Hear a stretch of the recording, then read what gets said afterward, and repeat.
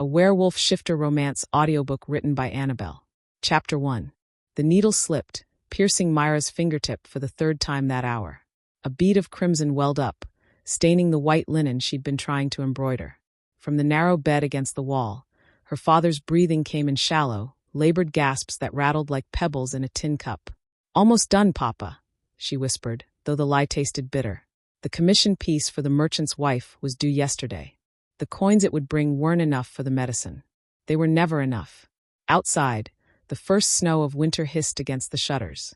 Inside, they'd burned the last of the chair legs 2 days ago. Her younger sister Nell had stopped asking about dinner.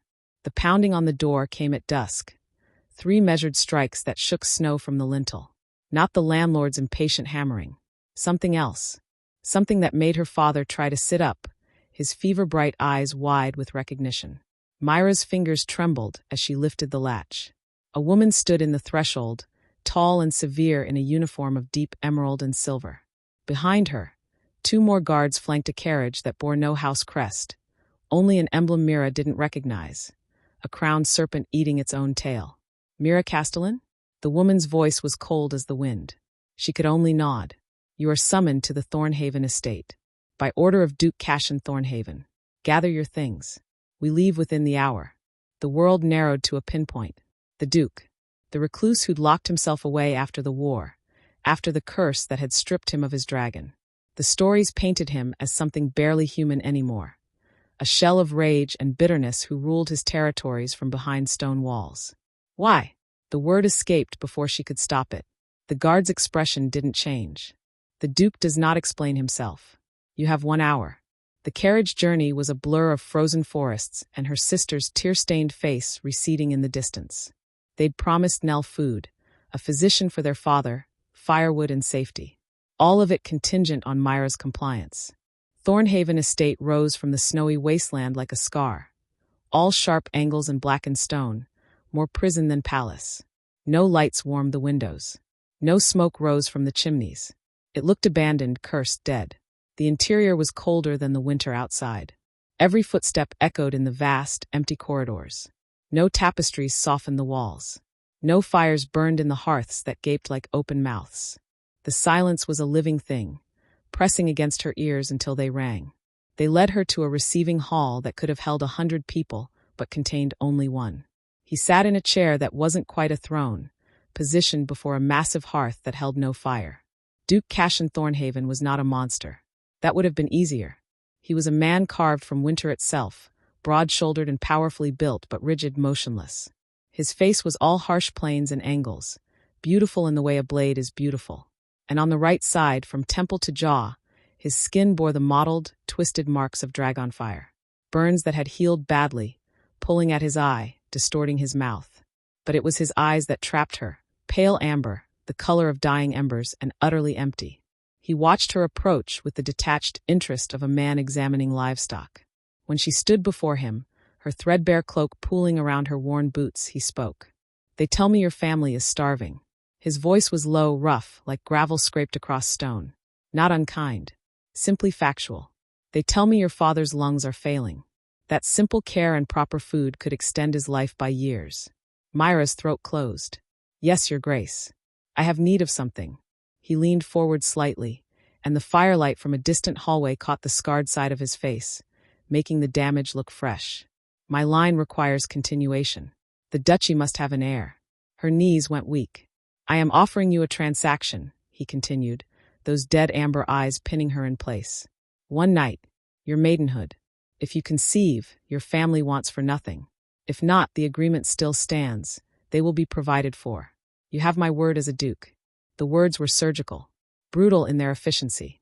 They stripped away any pretense of romance or choice, laying bare the desperation of both their situations. She saw her father's labored breathing, Nell's hollow cheeks, the future that was a slow descent into frozen starvation. "I accept," she heard herself say. Something flickered behind those amber eyes.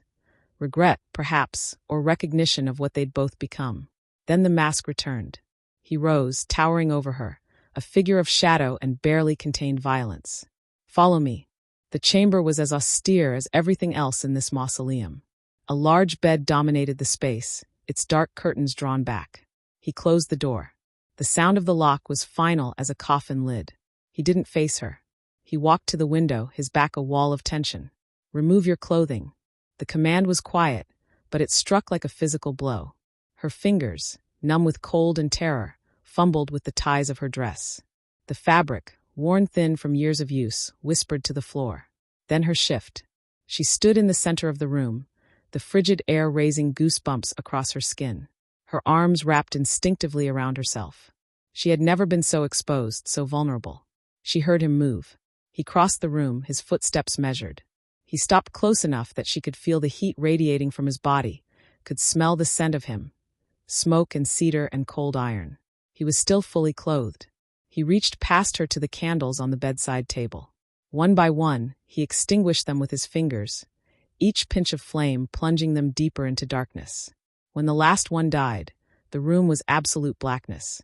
His voice came from the void, raw and edged with shame so profound it made her chest ache. "Do not look at me."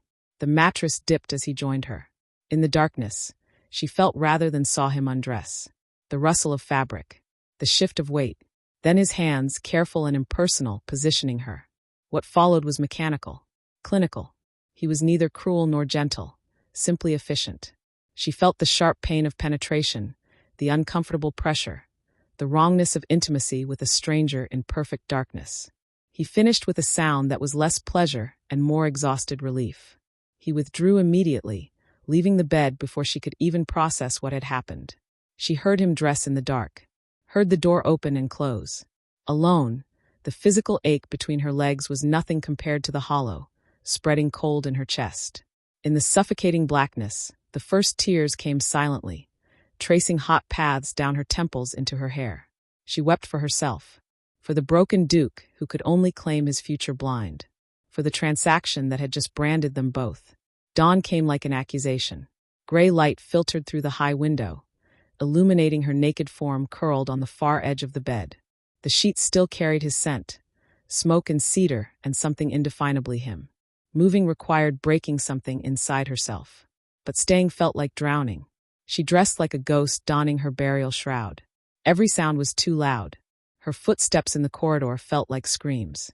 A servant, the first human she'd seen besides the guards, appeared and wordlessly led her to a different chamber. Smaller, simpler. Hers, apparently. The water in the basin was icy.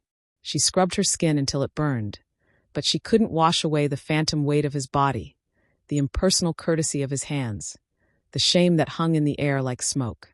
Breakfast was served in a small, cheerless room. He was already there, seated at one end of a table meant for 8. He didn't look up when she entered. The silence was suffocating. The only sounds were the scrape of his knife, the clink of silverware, the thunderous beating of her own heart. A servant placed food before her. Eggs, bread still warm from the oven, preserved fruit. More food than she'd seen in a month. It could have been sawdust for all she tasted.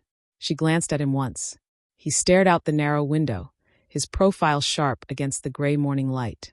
The burns on his face looked deeper in daylight, angrier. He looked exhausted. Alone. A man attending his own wake. The meal ended in silence. He stood and left without a word, without a glance. The relief made her dizzy. This couldn't be her life. This beautiful prison of silence and shame. She would shatter.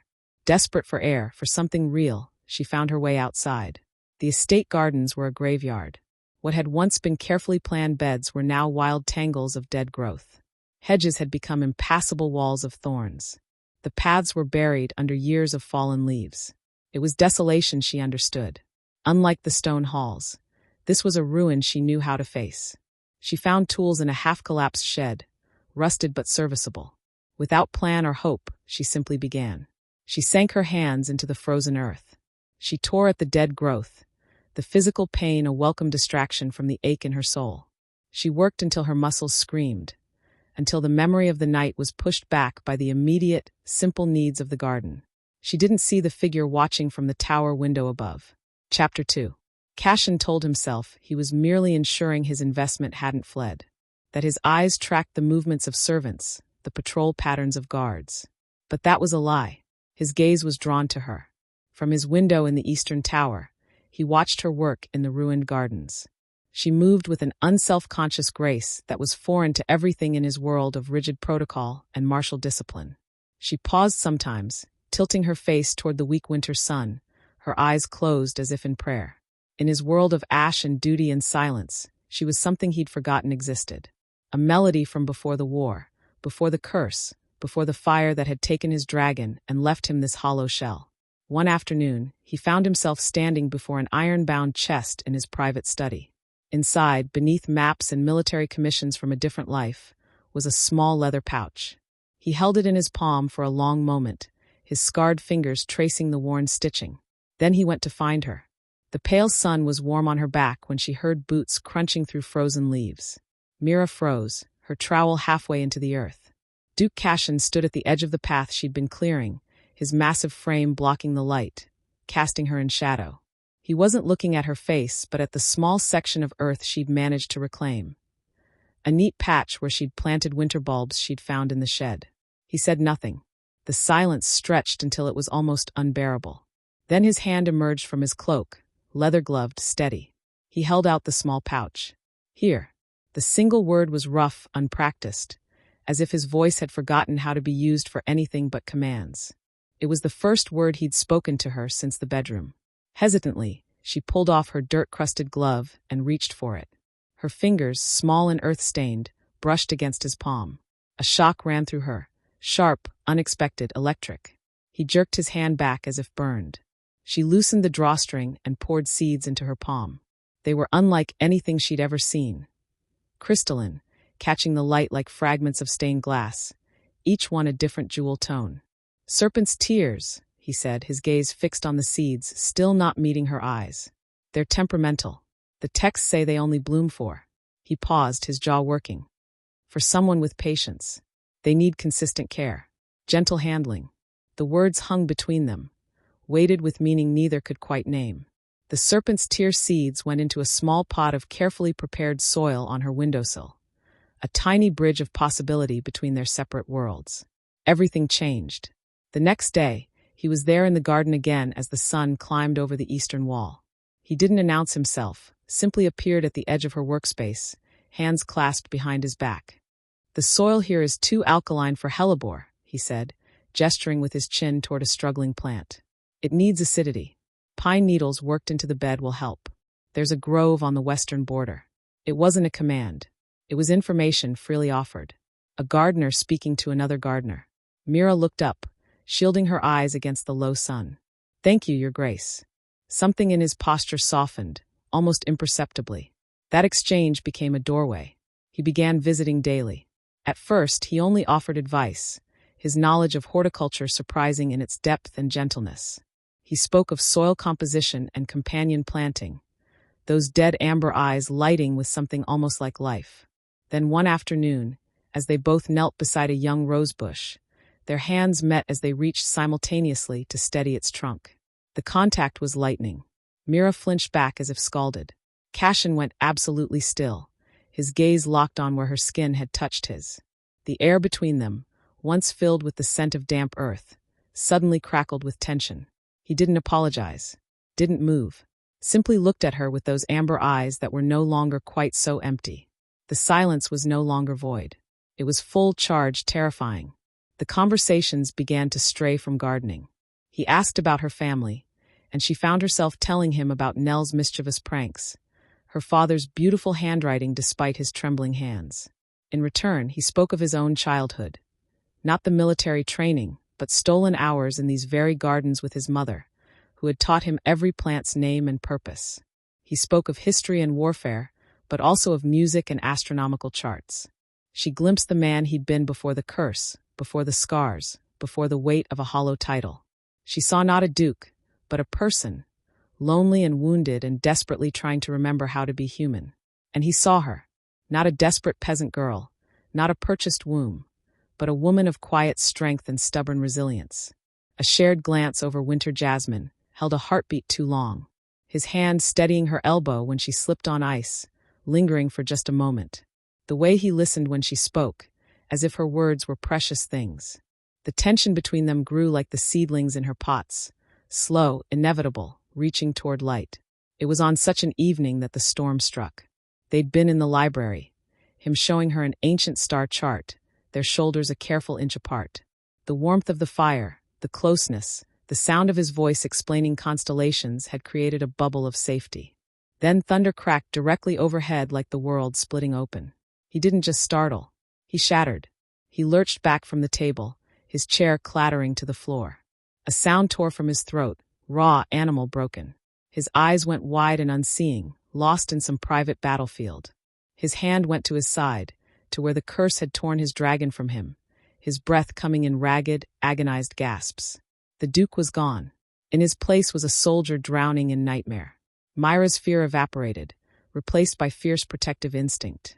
Without thought for propriety or the chasm between their stations or the memory of that dark bedroom, she moved. She crossed the space between them and took his hand. Her small, dirt-stained hand closed over his large, scarred, trembling one. He flinched violently, his wild eyes snapping to hers. For a terrifying second, she thought she'd made a fatal mistake. But he didn't pull away. He stared at their joined hands, as if witnessing a miracle. The storm in his eyes began to recede, replaced by dawning, desperate wonder. The tension that had been building for weeks, the shared glances, the careful distance, the unspoken longing snapped. With a raw, broken sound, he moved. His free hand came up to cup the back of her head, fingers tangling in her hair. He pulled her to him, and his mouth found hers. This was nothing like the darkness. This was fire and desperation in life. The kiss was not gentle. It was a confession torn from a dying man. It was hunger that had been starved for years. His lips were demanding, tasting of storm and smoke, and longing so deep it threatened to consume them both. She met him with equal fervor, her hands fisting in his shirt, pulling him closer. He lifted her, and she wrapped her legs around his waist as he carried her. Not to his cold, empty chamber, but up the stairs to her small room. The room with sunlight and growing things and warmth. He laid her on the narrow bed with a gentleness that made her chest ache. This time, when he undressed her, his hands trembled. When he removed his own clothes, he didn't hide in darkness. The firelight from the hearth illuminated every scar. The burns on his face and neck, the terrible wound on his ribs where the curse had been carved into his flesh, the dozens of smaller marks from battle. She didn't look away. She reached up and traced the worst of them, the twisted scar over his heart, with her fingertips. "Let me see you," she whispered. "All of you." What followed was not a transaction. It was transformation. He touched her as if she were sacred. He whispered her name like a prayer. When he finally joined with her, he kept his eyes open, locked on hers, and she saw the moment the hollow shell cracked and something alive looked out. Afterward, they lay tangled together in the narrow bed, his large frame wrapped around her smaller one, his face buried in her hair. For the first time since she'd arrived at Thornhaven, the silence between them wasn't empty or oppressive. It was peace. Chapter 3. The library, once a mausoleum of forgotten knowledge, became a sanctuary. The air itself felt different, lighter, warmer, alive with possibility. The scent of their passion lingered, mixing with old parchment and wood smoke. In the days that followed, the entire estate seemed to exhale. Servants who'd moved like ghosts now offered small, tentative smiles when Mira passed. The halls felt less like a fortress and more like a home beginning to remember what that meant. But the greatest change was in him. Cassian began to smile. The first time, it was so startling that Mira nearly dropped the book she was holding. Just a slight softening at the corner of his mouth, a warming in those amber eyes as he watched her struggle to pronounce an ancient word from a botanical text. It was a crack in the ice, and the light that shone through was transformative. His smiles were rare, precious things, and she hoarded each one like treasure. He sought her out constantly, finding her reading in a sunlit alcove and sitting beside her in comfortable silence, asking her opinion on estate matters, and actually listening to her answers. Their conversations ranged from philosophy to silly observations about the kitchen cat's hunting prowess. The air between them hummed with tenderness, so profound it sometimes stole her breath. This was their fragile new reality when the messenger arrived. The sound of horses in the courtyard, the clatter of unfamiliar voices. It shattered their peaceful bubble. Mira's heart leaped when a guard announced her sister. Nell burst into the great hall, her face flushed with health and joy, her arms laden with gifts from home. A knitted scarf, a jar of preserves, pressed flowers. She looked transformed. Her cheeks were full, her dress new and well-made, her eyes bright with life instead of hunger. "Mira!" she cried, throwing herself into her sister's embrace. Then her gaze landed on Duke Cassian, who had entered silently behind Mira. Nell's demeanor shifted instantly. The familiarity drained away, replaced by deep, trembling reverence. She dropped to her knees, her head bowed so low her forehead nearly touched the stone. "Your Grace," she said, her voice quaking with awe. "Our Savior. We owe you everything. The medicine, the food, the cottage repairs. We are forever in your debt." Mira watched Cassian's face. The gentle warmth in his amber eyes extinguished. The soft lines of his mouth hardened into the familiar severe mask. He looked at Nell's bowed head. Then his gaze flickered to Mira. In that fleeting moment she saw it. Shame. Deep and corrosive. "You are welcome here," Cassian said, his voice the cold, impersonal rumble of the Duke she'd first met. "Your sister has been satisfactory." The word was a carefully placed blade. Satisfactory. It reduced the library, the shared laughter, the whispered confessions in the dark back to a business arrangement. Nell, beaming with relief, seemed to take it as high praise. Later, as Nell was shown to a guest chamber, she pulled Mira aside, her expression turning serious. "Mira, listen," she whispered urgently. "You see how he is, a duke, a man of honor, but you must be careful. Do nothing to displease him. Remember the agreement. Father's health, my future, everything depends on you maintaining his favor." She squeezed Mira's arm, a well-meaning jailer locking her back in her cage. "Don't forget why you're here." The words landed like a physical blow. Why you're here. The cold transaction. The dark room. The bargain that had bought her family's survival. That evening, a formal dinner was held. Nell filled the meal with elaborate praise, each your grace and noble benefactor, making Cassian withdraw further into himself. He answered in monosyllables, his knuckles white around his goblet, the burned side of his face turned away from the candlelight. The next morning, they stood in the courtyard to see Nell off. She curtsied repeatedly, her gratitude a painful, cringing display. As her carriage rumbled through the gates, the heavy silence returned. But now it was filled with the ghosts of their past. Cassian stood beside Mira, his gaze fixed on the distant road. The morning sun illuminated the scars on his face, making them look deeper, fresher, more painful. When he finally spoke, his voice was quiet, stripped of all emotion, and it shattered her heart. "You should go with her," he said, not looking at her. "Visit your family. You are not obligated to remain." He was giving her an escape, pushing her away before she could choose to leave on her own. He was the Duke who had purchased her, and he was offering her freedom. Terrified she would take it. The words hung in the cold morning air, sharp and final. "You are not obligated to remain." He didn't wait for her reply. Duke Cassian turned sharply, his cloak sweeping behind him, and strode back into the dark mouth of the estate, leaving her standing alone in the courtyard. The distance he created was a chasm, and she felt the ice of it seep into her bones. Every instinct born of a life of survival screamed at her to flee, to run after her sister's fading carriage, back to simplicity, back to being just a daughter and sister, not a purchased bride tangled in a cursed duke's broken soul. But her feet remained rooted. She saw not the cold, scarred Duke, but the man who had taught her the names of stars. The man whose hands, though scarred by dragon fire, were so gentle with fragile seedlings. The man who had shattered in the library and looked at her as if she were his only anchor. Nell saw a benefactor. Mira saw her man. She found him in the eastern tower, in the small circular room that held his mother's old telescope. He stood with his back to her, shoulders rigid with tension, braced for the sound of her leaving. Cassian.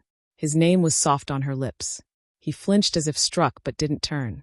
She walked into the room, her footsteps deliberate. "My sister sees a duke. A savior. A legend." She stopped behind him, close enough to feel the heat of his body. "But I am not my sister." She reached out and laid her hand flat against the tense muscles of his back, between his shoulder blades. He shuddered violently under her touch. "My place," she said, her voice clear and steady, "is here." It was the key that unlocked him. He turned, and the raw, unguarded agony in his eyes stole her breath. The Duke was gone. Before her was just a man, laid utterly bare. "Mira," he choked out, his voice breaking. I cannot live with this anymore. This bargain, this transaction." The word was poison in his mouth. "Every time I look at you, I see what I took. I see the darkness. I feel like a monster who purchased something that should never be sold." His hand came up, gesturing vaguely between them. It's void. From this moment, the agreement is void. You are free. The gold, the land, your family's security. It's yours regardless. But you, he took a ragged breath, his amber eyes swimming with vulnerability that shook her to her core. You are free to go. He paused, and when he spoke again, the confession was torn from the deepest, most broken part of him. But I am begging you, he whispered. Do not go. Stay. Not because of a contract. Stay for me. I love you. The silence in the tower was absolute. The 3 words hung between them, fragile and magnificent, dissolving the last chains of the deal that had brought her here.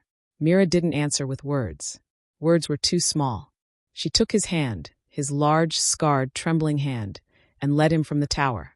Through the silent corridors, past the portraits of his ancestors, her steps sure and unwavering.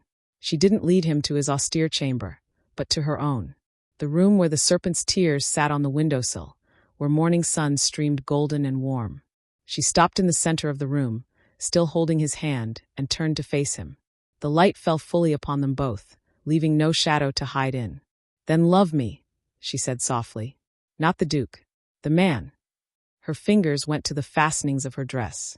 And let me love you. This time she undressed herself, her movements slow and deliberate, her eyes never leaving his. She let the fabric pool at her feet until she stood before him, bathed in sunlight, completely unafraid. Then she stepped forward and began to undress him. He stood frozen, his breath catching, allowing her to unfasten his cloak, his shirt, his belt. With each piece of clothing that fell, she saw more of the map of his pain. The burns that crawled down his neck and shoulder, the terrible knotted scar where the curse had ripped his dragon from his soul, the smaller marks of countless battles. When he stood as bare as she didn't flinch. She reached out and traced the worst of the scars, the one over his heart, with her fingertips. Show me, she whispered. Show me who you are. What followed was not possession or transaction. It was communion. Chapter 4. Afterward, they lay entwined in the sunlit room, limbs tangled, hearts beating in slow synchrony. He held her as if she were the most precious thing in existence, his face buried in her hair, his body relaxed for the first time since she'd known him. The contract was ash. The bargain was over. All that remained was the truth they had built in its place. The world had been remade in gold and warmth. In the sun-drenched days that followed, Thornhaven Estate was no longer a tomb, but a sanctuary. Laughter echoed in the halls, not as intrusion, but as its rightful music. Mira's presence was everywhere. A vase of winter branches on a stark mantelpiece, a forgotten shawl draped over a chair, the gentle melody she hummed while working in her garden. And Cassian. Cassian was a man reborn. The rigid tension that had imprisoned him for years melted away. He smiled freely now, a true, unguarded smile that transformed his scarred face into something heartbreakingly handsome. He walked with lighter steps, his shoulders no longer bowed under the weight of a hollow title, but squared with quiet confidence. But the most profound change was one felt more than seen. A low, warm thrum of energy began to radiate from him, a heat that seemed to pulse in the very air around him. One evening, as they walked hand in hand through the twilight garden, a fox darted from the undergrowth. In a flash, a low, resonant rumble rolled through Cassian's chest. Not human annoyance, but something primal, ancient. A sound that had been silent for 5 years. He stopped dead, his eyes wide with shock. Mira squeezed his hand, her heart soaring. "Did you?" "I felt it," he breathed, wonder flooding his voice. He looked down at his own chest as if seeing it for the first time. "My dragon." It stirred. "It's not gone." A tear traced through his beard. It was the first spark in a hearth long thought cold. This was the blissful world they inhabited when the shadow arrived. His name was Lord Arcturus Vane, a dragonrider from a powerful, ancient bloodline. He arrived with a retinue of grim-faced warriors, his bearing as polished and cold as the platinum clasps on his armor. When he was presented in the receiving hall, his eyes, pale silver and calculating, swept over Cassian, and a faint dismissive smirk touched his lips. "Your Grace," Vane said, his voice smooth as oil. He gave a bow that was just a fraction too shallow to be respectful. "The noble houses buzz with tales of your improved spirits. And this must be the human." His gaze shifted to Mira, standing beside Cassian's chair, and it was a violation, stripping her down to her mere biology, her lack of dragon blood. How quaint. Cassian's hand tightened on the arm of his chair, the wood groaning in protest. The warm hum of his awakening dragon vanished, replaced by cold silence. "You will address her as my Duchess," Cassian said, his voice dangerously low. "Of course," Vane purred, his silver eyes glinting. "My apologies. It is only that for the stability of the realm, some of us had hoped for a union that would strengthen the bloodline. A bond that would remind our people of dragonrider heritage, not its dilution." His eyes flickered pointedly to Cassian's side, where the cursed scar lay hidden beneath his clothes. "And to see you so recovered is remarkable. Truly." The words were poison, expertly delivered, each one a needle pricking at Cassian's deepest insecurities, his injury, his perceived weakness, his choice of a human mate. The man who had laughed in sunlight that morning retreated. The shadow of the broken Duke returned. That evening, he was distant at dinner, his answers to Mira's questions clipped, his gaze fixed on some grim horizon. When she reached for his hand, he pulled away under the pretense of reaching for his wine. "Cassian, what is it?" she asked, her heart aching. "It is nothing that concerns you," he said, his voice the cool, formal tone he used with counselors. "The politics of dragon riders are complicated. I will not burden you with them." He was building walls, stone by stone, trying to protect her from the ugliness of his world. But in doing so, he was shutting her out. The warmth of their chambers that night was stifled by the chill of his silence. He held her, but his mind was miles away, battling demons she couldn't see. The confrontation came to a head the next day in the council chamber. Vane, with the support of several traditionalist nobles, stood before Cassian in the great hall.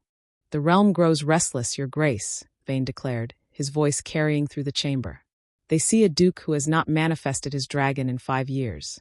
They see a human by his side, a duchess who cannot share the bonded flight of our people. How can a duke who is not whole rule a territory of dragon riders?" Cassian rose, his fury a cold, contained storm. "You overstep, Vane." "I speak for the strength of our people," Vane shot back, his eyes blazing.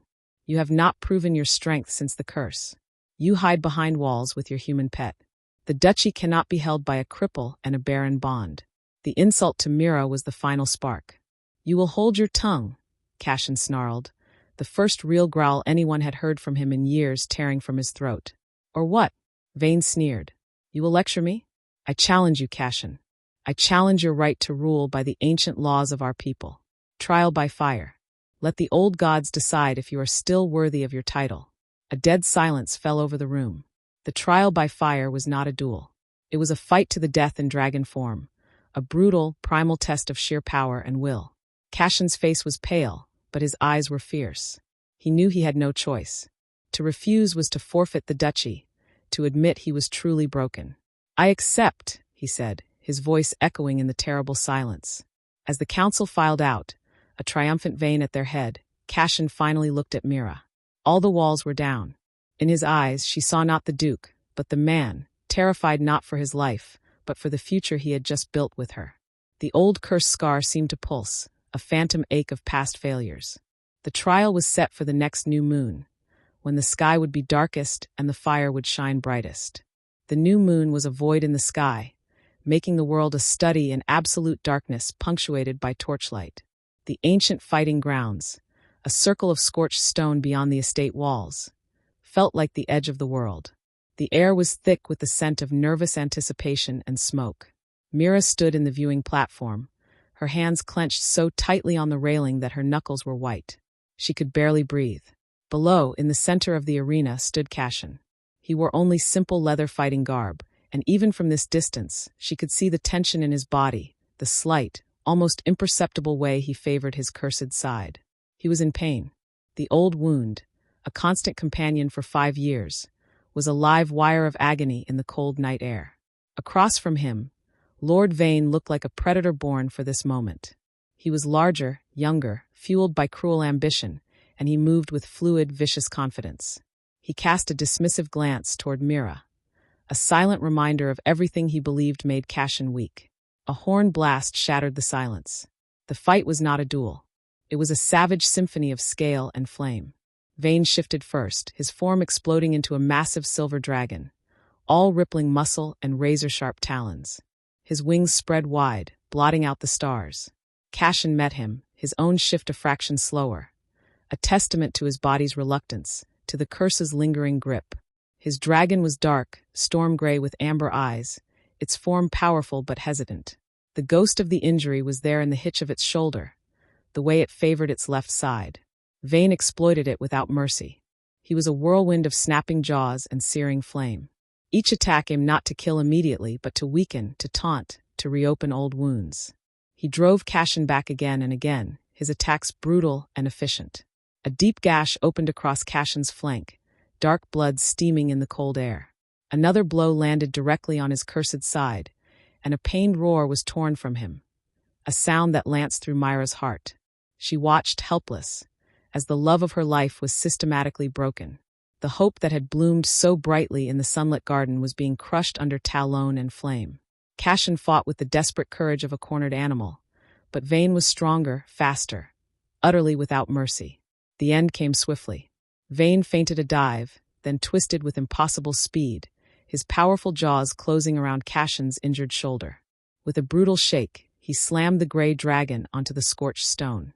Cassian lay there, struggling to rise, his body broken. Vane stood over him, triumphant, smoke curling from his nostrils. He reared back, ready to deliver the killing strike, a blast of dragon fire that would end it. No, the cry was ripped from Mira's soul. It was not a word but a raw, primal sound of pure, undiluted love. It echoed across the silent arena, a force unto itself. Cassian! At the sound of his name on her lips, his body jerked. Vane hesitated, turning his massive head in contemptuous surprise. And in that split second, everything changed. Chapter 5. A surge of power, golden and incandescent, erupted from the center of Cassian's being. It was not the power of the dragon alone, but the power of the man, of a love that refused to let him fall. His pain, his fear, his 5 years of isolation, all of it burned away in that single blinding moment. With a roar that shook the very foundations of the arena, he surged upward. His form seemed to grow, to become denser, more real. His muscles coiled with renewed, impossible strength. He moved faster than sight, his own jaws locking around Vane's exposed throat. There was a sickening crack, a final gurgling hiss, and then silence. It was over. Cassian stood over the lifeless form of his rival, his massive chest heaving. The arena was utterly silent, every witness holding their breath. Then he shifted, not back to the man, but to his full draconic form, a towering, majestic creature of storm-gray scales and blazing amber eyes. A form of pure, untamed power that had been lost to him for 5 long years. He threw back his head and released a torrent of flame into the night sky. Not the weak, sputtering fire of a cursed dragon, but a pillar of brilliant gold and white that illuminated the darkness like a second sun. It was the voice of his dragon, not a flicker or whisper, but a clear, thunderous declaration. He was whole. His fierce amber eyes swept across the stunned crowd, past the kneeling nobles, and found hers. In their depths was not triumph or vengeance, but a love so vast it eclipsed the absent moon. That night, there was no celebration in the great hall. The only feast was in the privacy of their chambers. He didn't kiss her gently. He backed her against the door the moment it closed, his body pressed against hers. A living wall of heat and power and barely leashed wildness. The scent of battle and smoke still clung to him, mixed with the intoxicating primal aroma of his fully awakened dragon. Mine, he growled against her lips, his voice a low, possessive rumble that vibrated through her very bones. This was not the tender lover of the sunlit room. This was the dragonrider Duke claiming his chosen mate. His hands were not reverent. They were demanding, stripping away fabric with impatient urgency. He lifted her, and she wrapped her legs around his waist as he carried her to the bed. Not laying her down gently but falling with her, a tangle of desperate limbs and hungry mouths. The loving was fierce, primal, a claiming and a celebration. When he finally joined with her, his eyes blazed with dragon fire, and she felt the echo of his power thrumming through her very soul. After, as they lay tangled in the wreckage of sheets and passion, the moon's absence making the darkness complete, he held her so tightly she could feel the steady, powerful beat of his heart against her cheek. The low, contented rumble still hummed in his chest, a constant, comforting vibration. He was whole, and in his arms, so was she. The low, contented rumble that hummed in Cassian's chest through the night was more than a sound. It was the new foundation of their world.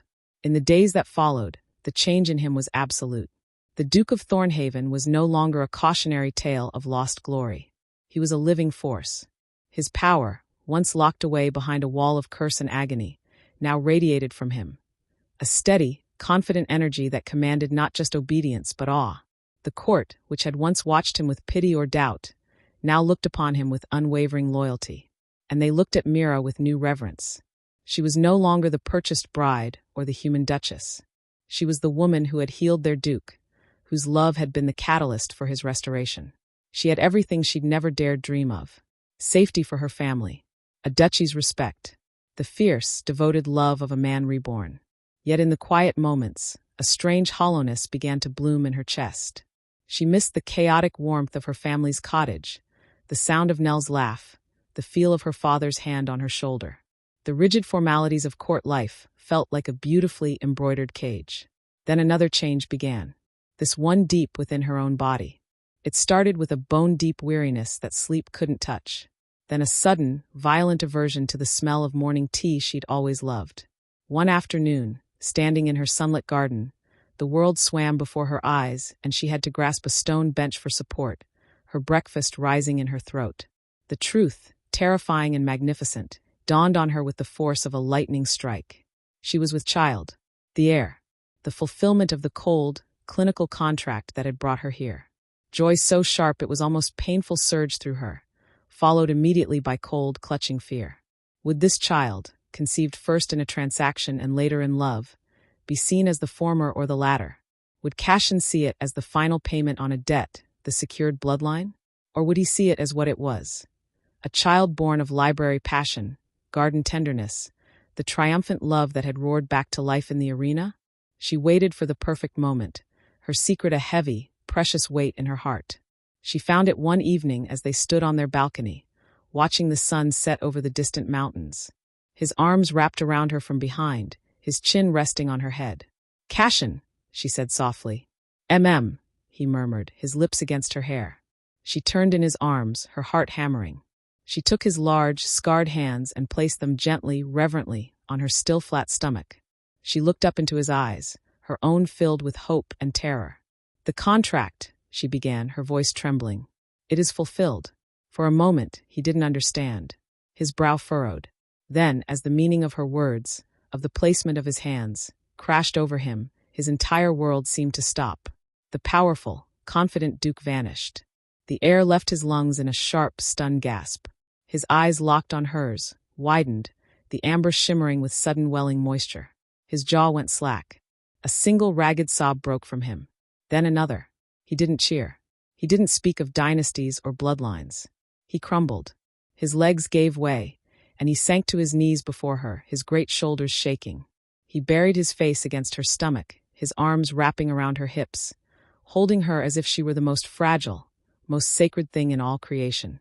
His tears, hot and unchecked, soaked through the thin fabric of her dress. "Mira," he choked out, his voice thick with weeping, joyous awe. "My love, my heart." He looked up at her, his face streaked with tears, his expression one of such pure, unadulterated love and reverence that it swept every one of her fears away. This was not the reaction of a duke securing his legacy. This was the overwhelming, tearful joy of a father, a man humbled by the miracle of a love that had given him back his life and was now giving him a future. His tears were a baptism, washing away the last remnants of the contract, sealing their future in a bond more profound than any law or title. For a handful of sun-drenched days, the world was perfect. His hands constantly sought her, resting on the gentle, nascent curve of her belly, as if to assure himself the miracle was real. He looked at her as if she had created the stars solely for his wonder. But soon that awe curdled into smothering fear. He became a shadow, a constant, looming presence. If she walked in the garden, for guards materialized. If she felt slight dizziness, he summoned the court physician in a panic. He forbade her from riding, from walking the battlements, from even lifting a stack of books. The fierce duke who had faced down a challenger without flinching was now terrified of a cold breeze. "Cassian, I am with child, not made of porcelain," she pleaded one afternoon after he had gently but firmly taken a basket from her hands. "You do not understand," he said, his voice tight, his eyes dark with remembered pain. "The world is full of threats. I will not lose you. I will not lose either of you." The words were meant to be loving, but they felt like shackles. The argument that followed was small, sparked by his refusal to let her visit the village market. But it was fueled by her simmering frustration and the volatile storm of her changing body. "I am your wife, not your prisoner," she finally cried, her voice breaking. "I cannot live in a cage, even one built of love." "It is not a cage. It is protection," he roared back, his own fear making him harsh. "Must I remind you of Vane? There are still those who would see me fall by harming you." They stood in stony silence, the chasm between them feeling vast and cold. He saw only the vulnerability of the woman carrying his child. She felt the erasure of her own strength. The person who had saved her family, who had healed a duke's garden and his heart. It was in this fraught silence that the new threat struck. It happened in the Inner Bailey, a place Cassian had deemed safe. Mira was walking with her young maid, Lissa, discussing patterns for a nursery quilt. The attack was not a frontal assault, but a viper strike. Two men, their faces masked, lunged from a shadowed doorway. Not for Cassian, he was too well guarded, too powerful. Their blades, coated with something that smelled acrid and poisonous, were aimed directly at Mira's heart. Cassian's reaction was instantaneous and terrifying. A roar that was pure, undiluted fury shook the courtyard. He moved in a blur, no longer a man but an avalanche of retribution. He didn't simply disarm the attackers. He dismantled them. The sound of breaking bone and tearing flesh was sickening. In seconds, the two men were lifeless on the stones. But in his single-minded focus on the primary threat, he missed the third. A crossbowman hidden high on the wall, loosing a bolt not at the Duke, not at the Duchess, but at the fleeing, terrified Lissa. A silent, cruel message. Mira saw it. She saw the glint of the bolt, the trajectory. There was no time to scream, no time to think. She didn't throw herself in front of it. Instead, in a moment of stunning clarity, she grabbed a large metal serving tray from a nearby table. With strength she didn't know she possessed, she hurled it like a discus. Not at the bolt, but at the ground directly in front of Lissa. The tray clattered and spun, a blinding, distracting flash of light and sound. The crossbowman, startled, jerked his aim. The bolt meant for Lissa's heart sank into the earth a hand's breadth from her foot, quivering. The courtyard fell silent. The only sounds were ragged sobs of relief. Cassian stood amidst the carnage, his chest heaving, his hands dripping with his enemy's blood. His eyes found Mira. They were no longer filled with the fear of a protector, but with the stunned awe of a man witnessing a miracle. She had not fought with tooth and claw. She had fought with her mind, her heart, her quick-thinking courage, and saved a life he hadn't even seen was in danger. The aftermath was quiet. The bodies were cleared, the guards reprimanded, security doubled. But the real reckoning happened in their chambers. He came to her, his immense power now folded into a posture of humility. He didn't reach for her. "I was wrong," he said, his voice raw. "I saw only the woman I needed to protect. I forgot the Duchess who is strong enough to protect others. I did not trust your strength, and I am sorry." Mira felt her own anger dissolve. She saw the terror in his eyes, not for himself, but for her. The all-consuming fear of a man who had just gotten everything back, only to be shown how easily it could shatter. "And I am sorry," she whispered, stepping forward to take his blood-stained hands in her clean ones. "I did not understand the depth of your fear. I only felt smothered. I will be more careful. But you must trust me, Cassian. You must trust the woman you love." He pulled her into his arms, a broken, grateful sound escaping him. The reconciliation was a physical ache, a melting of the cold distance. That lovemaking was a world away from the fierce claiming after the trial. It was slow, tender exploration, a physical apology and reaffirmation. He worshipped her body, his hands and lips tracing the gentle swell of her belly with reverence that brought tears to her eyes. There was a new, profound sweetness to his touch, a protective, awed gentleness that celebrated the life growing within her. "I love you," he whispered against her skin, his voice thick with emotion. "Both of you. Always." And in the golden light of dawn, wrapped in each other's arms, they were finally truly free.